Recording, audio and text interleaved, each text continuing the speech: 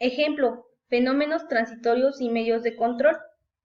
Para el análisis de estos fenómenos transitorios, el proceso es que debe de tener una secuencia, que más adelante se las daré, y deben de tener ciertos datos, que son los perfiles topográficos de la conducción con elevaciones, diámetro, material y clase de tuberías y accesorios por tramos, nivel de agua en la toma y en la descarga de bombas, curvas características de las bombas, momento de inercia de las bombas y motores acoplados, gasto de diseño y formas de operación.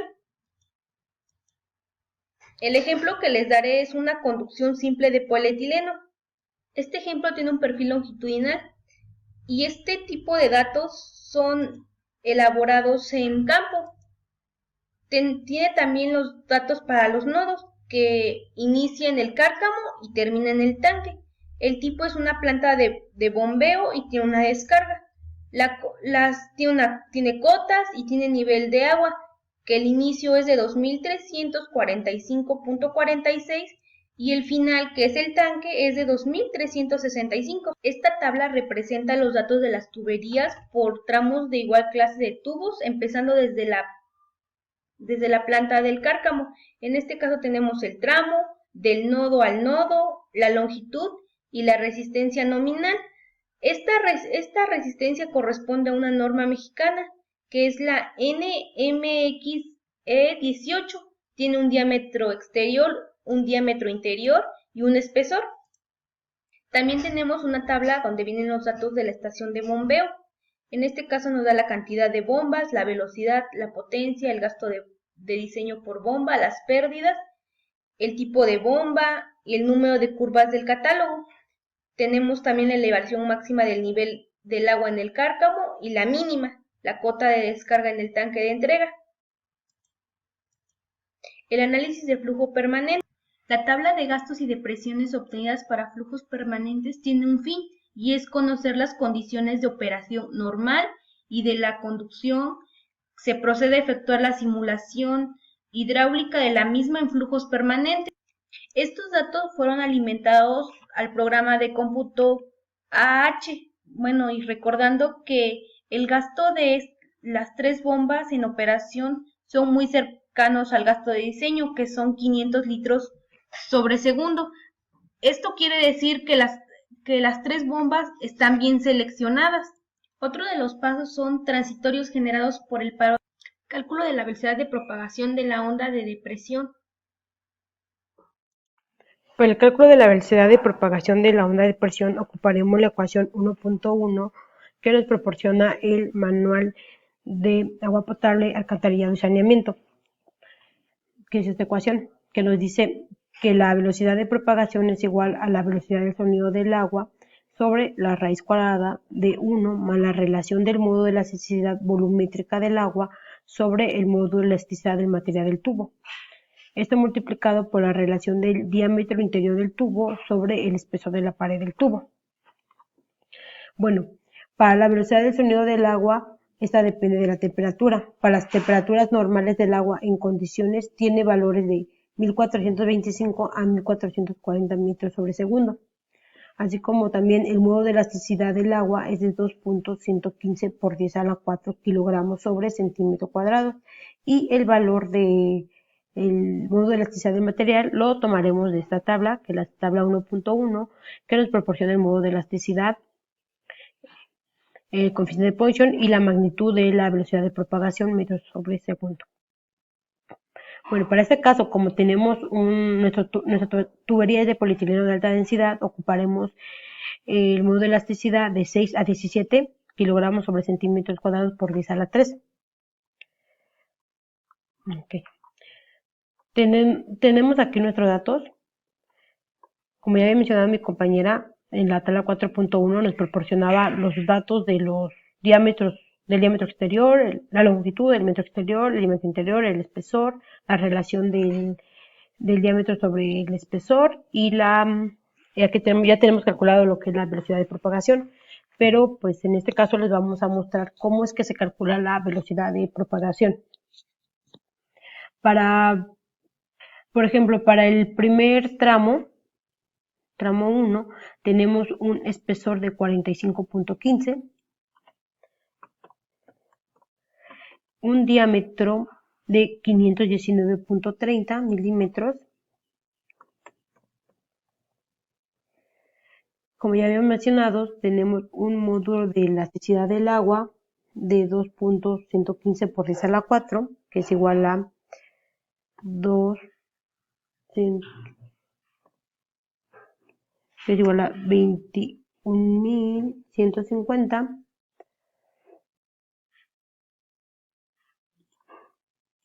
Tenemos una velocidad de sonido del agua, para este caso ocuparemos 1440 metros sobre segundo, y el módulo de elasticidad del material, que es 17.000. Haciendo los cálculos correspondientes, pues sustituyendo todos estos datos en la fórmula, en la ecuación 1.1, y realizando las operaciones correspondientes, ya sea en calculadora o en algún programa, nos arroja que tenemos una velocidad de propagación de 368.0299, que es este mismo valor, que nos coincide los valores, como pueden observar. Por lo tanto, quiere decir que pues, los resultados están correctos. Para el siguiente tramo tenemos un espesor de 39.30 y un diámetro interior de 531. Y tenemos una velocidad de propagación de 341.2185, que es este mismo resultado. Para el tercer tramo tenemos un espesor de 35.90 y un diámetro interior de 537.80. Como podemos observar, el tramo 3 y 4 tienen el mismo diámetro interior, por lo tanto tienen el mismo espesor. 35.90 y diámetro de 537.80, disculpen. Tenemos una velocidad de propagación de 324.9521 metros sobre segundo.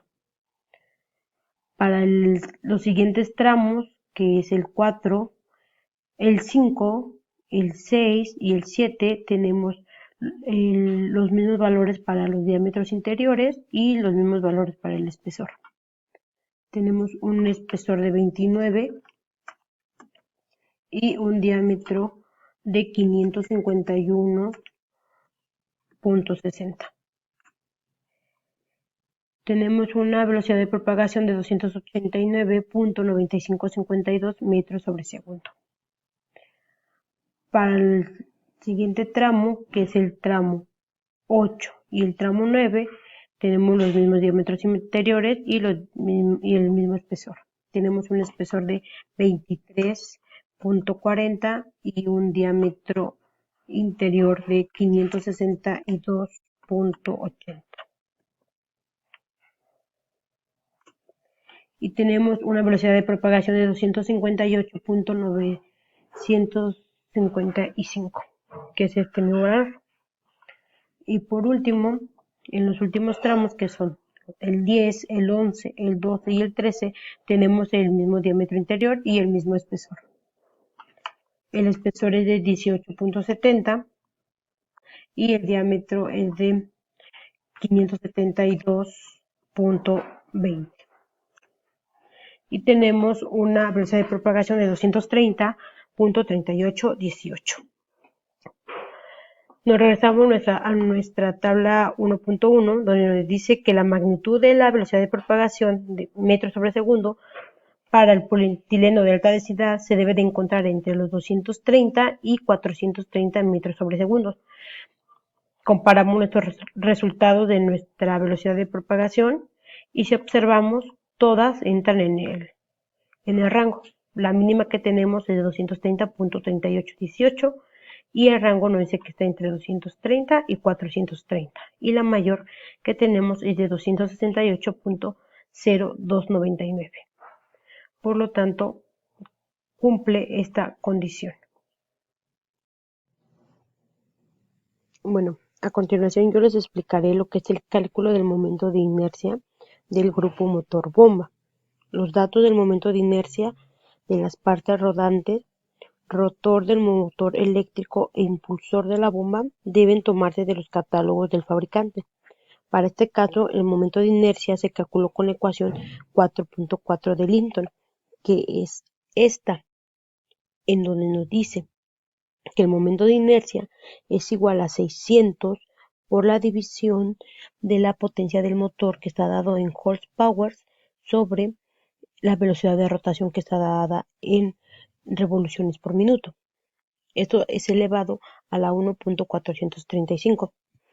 En nuestro ejemplo tenemos en la tabla 4.8 tenemos los datos para la estación de bombeo, donde nos dice que la cantidad de bombas que tenemos son 3, velocidad de rotación 1770 rotaciones por minuto, potencia de motor 200 horsepower, gasto del diseño de la bomba en litros sobre segundos 167, pérdida de la carga de la estación de bombeo 0.8, gastos correspondientes a las pérdidas anteriores 500 litros sobre segundo, y cota del nivel del agua en la toma, que la cota es de 1754.24.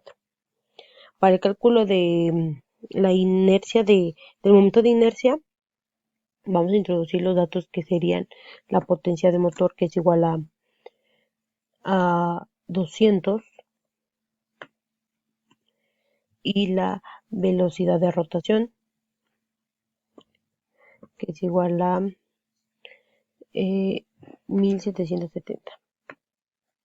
Sustituimos los valores en la fórmula de Linton, que son 600, esto multiplicado por la división de la potencia de la bomba, que son 200, sobre 1770, esto a su vez elevado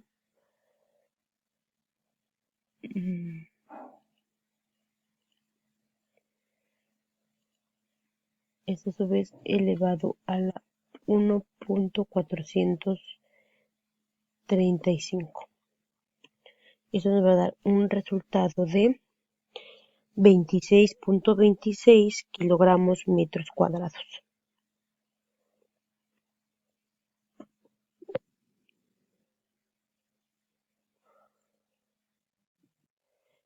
Kilogramos sobre metro cuadrado.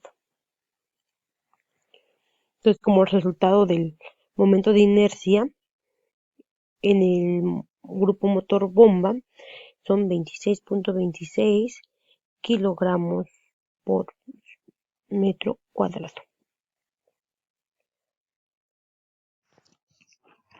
Lo siguiente es realizar la simulación del transitorio. Se simuló el transitorio sin medio de control alguno y suponiendo válvulas de no retorno en las bombas. La ilustración 4.10 muestra la línea de presiones máximas y mínimas resultantes del transitorio de la conducción. Como podemos observar en la ilustración 4.10, en el eje de las X tenemos la distancia en metros y en el eje de las Y la elevación en metros. Así como también tenemos representado con líneas punteadas de color rojo la envolvente de la presión máxima, y con líneas punteadas de color verde la envolvente de las presiones mínimas. El gradiente hidráulico lo tenemos representado con líneas punteadas color azul, y el perfil de la conducción la tenemos representada con una línea color continua café. Así como también en la tabla 4.12 tenemos representada un resumen de las presiones máximas obtenidas y su comparación con la presión nominal. Esta es la tabla 4.12. Tenemos el cadenamiento, presiones normal de operación, presiones máximas, presiones negativas y la resistencia nominal de la tubería. La presión normal de operación, como ya he mencionado, pues como es un resumen, lo obtuvimos de la ilustración 4.10. La presión normal de operación es aquella elevación que se encuentra entre el perfil de conducción y el gradiente hidráulico. es esta elevación que va del perfil de conducción hasta el gradiente hidráulico.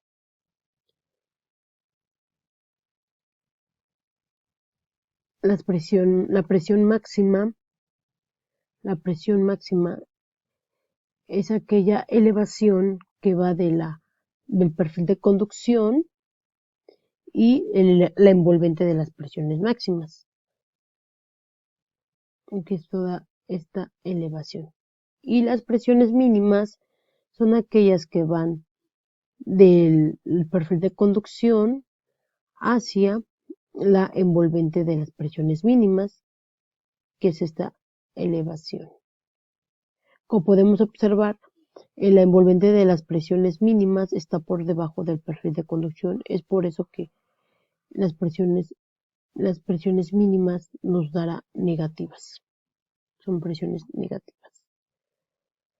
Y la resistencia nominal es la elevación que va de la envolvente de las presiones mínimas y la envolvente de las presiones máximas.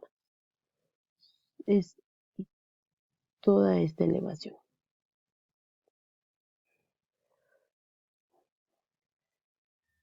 Como podemos observar en la tabla, las presiones máximas todas están por debajo de la resistencia nominal del tubo. Eso quiere decir que la tubería es segura para las sobrepresiones de transitorio sin que se requiera algún medio de control. Se observa también que prácticamente en toda la línea de conducción encontramos presiones negativas, que en la parte final llega hasta la presión de la evaporación del agua. La presión de la evaporación del agua es de menos 9.75 kilogramos sobre metro cuadrado. Y aquí tenemos menos 10.1 kilogramos sobre metro cuadrado. Entonces, lo que enseguida se tiene que realizar es analizar si la tubería puede soportar estas presiones negativas. Lo siguiente es realizar la revisión de las condiciones de resistencia de la tubería contra presiones negativas. Para eso haremos el cálculo de la presión crítica y ocuparemos la ecuación 3.3, que es esta, y esto nos lo proporciona el manual de agua potable, alcantarillado y saneamiento. Nos dice que la presión crítica es igual a 2 veces el módulo de elasticidad sobre 1 menos el coeficiente de Poisson elevado al cuadrado, eso multiplicado por el espesor de la pared del tubo sobre el diámetro elevado al cubo. El módulo de elasticidad y el coeficiente de Poisson lo obtendremos de la tabla 1.1 que también nos proporciona el manual de agua potable. Ocuparemos el módulo de elasticidad dado en kilogramos sobre centímetro cuadrado por 10 a la menos 3 y el coeficiente de Poisson. Como ya sabemos, tenemos un material que es polietileno de alta densidad, tenemos un módulo de elasticidad de 6 a 17 a la 10 por 10 a la menos 3 y un coeficiente de Poisson de 0.45. Vamos a calcular 4 diámetros. Se hizo una relación de diámetros y de ahí se obtuvo 4 diámetros medios y esta tabla nos proporciona también los espesores de dichos diámetros. Para el primer caso, que tenemos un diámetro de 581 milímetros y de espesor 45.2, sustituiremos en nuestros datos el módulo de elasticidad, como ya vamos a ocupar de 17.000 kilogramos sobre centímetro cuadrado, el coeficiente de Poisson de 0.45, el espesor para el primer caso de 45.2 y el diámetro de 581. Realizando los cálculos correspondientes o resolviéndolo en algún programa, nos da que la presión crítica para el primer caso es de 20.07, redondeando a 2 dígitos.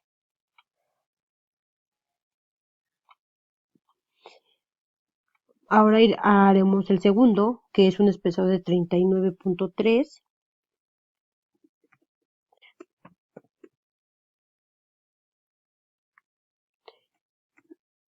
y un diámetro de 575. Haciendo los cálculos correspondientes, nos da que tenemos una presión crítica de 13.61.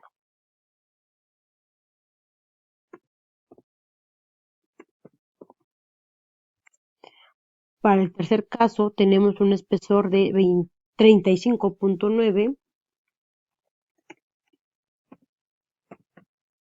y un espesor de 566. Disculpa, un diámetro de 566.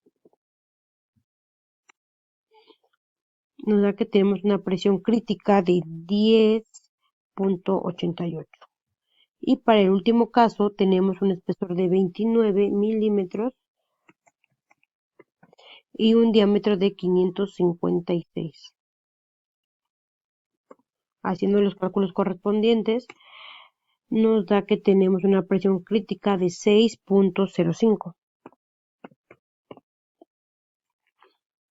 La presión atmosférica es de 1 kilogramo sobre centímetro cuadrado. Como podemos observar, la presión crítica que obtuvimos está, es superior a la presión atmosférica. Por lo tanto, esto quiere decir que la tubería está segura contra el colapso por presión atmosférica.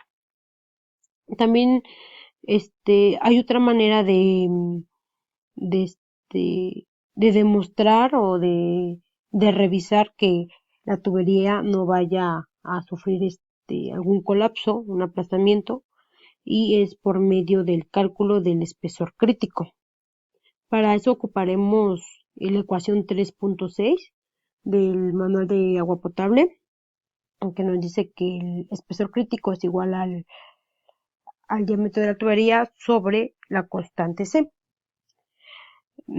La tabla 3.1 se muestran los valores del coeficiente C para varios materiales que se utilizan en México, calculados con un factor de seguridad K es igual a 2. Como estamos ocupando el polietileno de alta densidad, tenemos una constante C de 22. Entonces, aquí tenemos una constante C de 22. Como ya lo había mencionado, el diámetro lo estamos dando en milímetros, así que vamos a obtener el espesor crítico en milímetros. Entonces vamos a mover la fórmula para fines prácticos.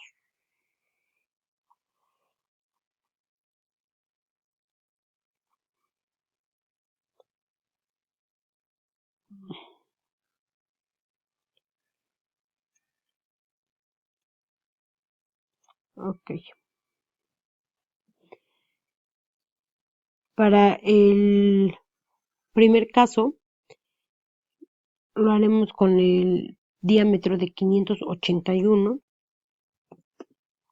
y nos da un espesor crítico de 26.41. 26.41.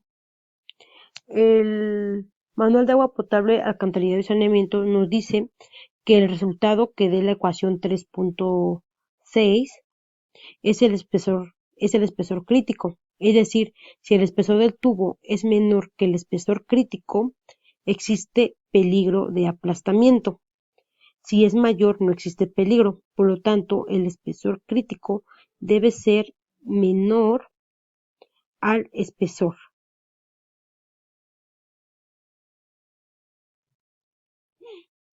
Y como podemos observar, tenemos un espesor crítico de 26 y tenemos un espesor de tubo de 45, por lo tanto se cumple dicha condición y para este diámetro no va a existir algún peligros de aplastamiento. Ahora lo haremos con el siguiente diámetro, que es de 575.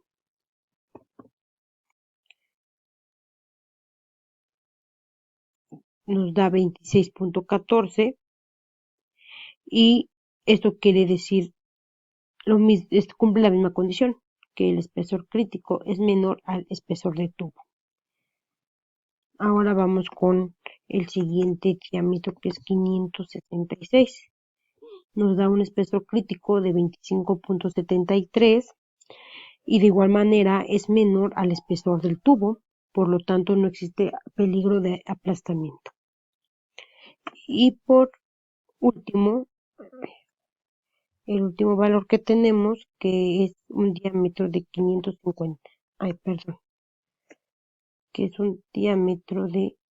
556.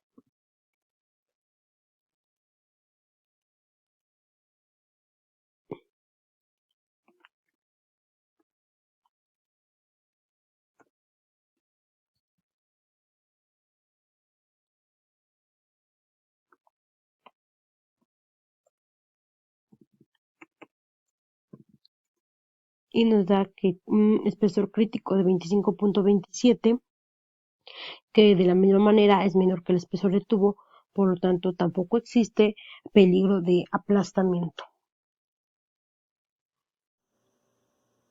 En conclusión, para este ejemplo tenemos que las presiones máximas durante el transitorio más adverso no sobrepasan la resistencia de la tubería y las presiones mínimas que se presentan no harán que la tubería colapse.